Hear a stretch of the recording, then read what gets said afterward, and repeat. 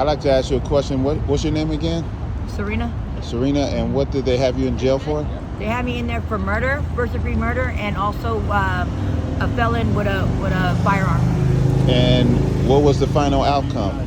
I got acquitted with 12 juries, but my attorney put in a motion called the 1118 motion, where the DA had no evidence on me.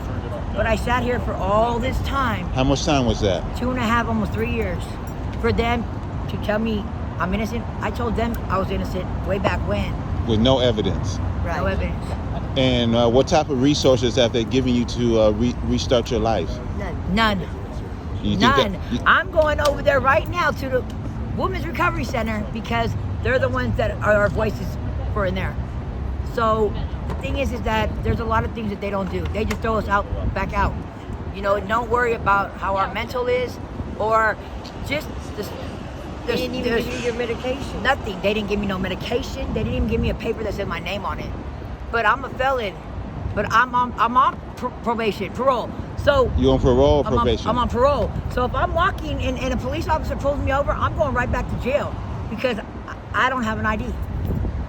Right. But they should have gave me that before I walked out of there. That's right.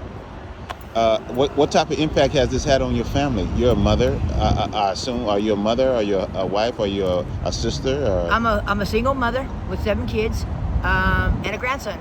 And I have my little trooper right here that never left my sight. It was like she had to tell her husband, I gotta go back again to go find Serena. I gotta go help Serena. And you know what? She made it happen. And every courtroom, if she needed pillows to go under her butt to be right there to let me know she's there, she's like this. So, you know. What type of other impact has it had on your family, on your kids? It had a lot. My daughter was kidnapped for 2 years.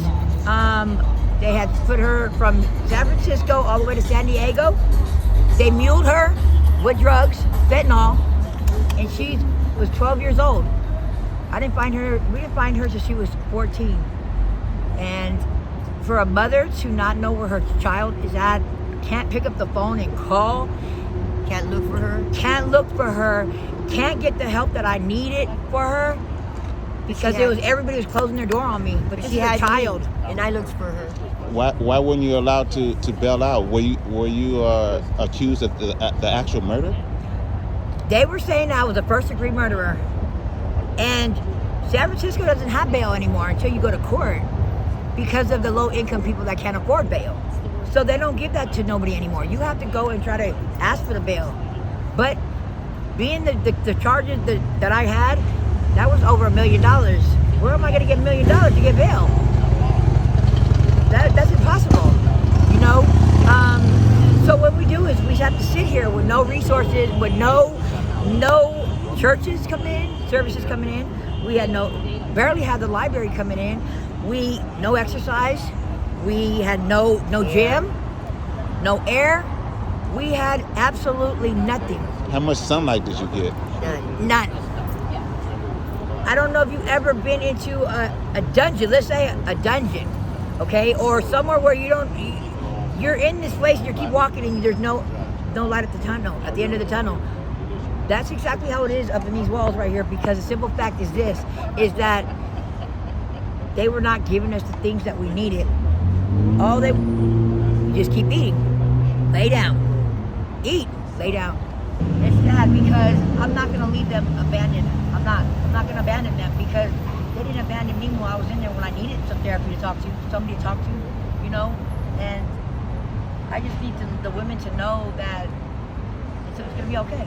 It's gonna be okay. We got this, you know? There's hope. I'm here. I'm out here. I'm on the ground. I'm out here. You get to see all this stuff. Yeah. I mean, there's so much.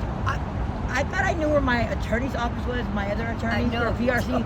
And when we went down there the other day, we went by there 3 times because there's so many new buildings that are just built. And it's like, they're just building buildings left and right. But, you know, they need help in the courtroom. They need help for the justice system. They need help to get all these cases that are just sitting, I mean, in a drawer this big. There's files just getting dumped out, and it's not fair, you know. And the thing is that my attorney was a fighter, and my attorney said we're gonna be home. Don't worry. I can't tell you when, but we're gonna do this. I'm not leaving you. And I love Alexandria Prey because, you know, like they say, we had girl power, and we had girl power in there. In that courtroom, she fought for me every time I hit that courtroom, and made sure I went to that courtroom. Made sure I was there. So what could the community do for you? What do you think you might need? And it's okay if you don't know everything, but just off the top of your head. But off the top of my head is we need more speakers out here for us. You know, everybody is not guilty in those behind those walls. What do you need for today? You know, like. But what I'm saying is that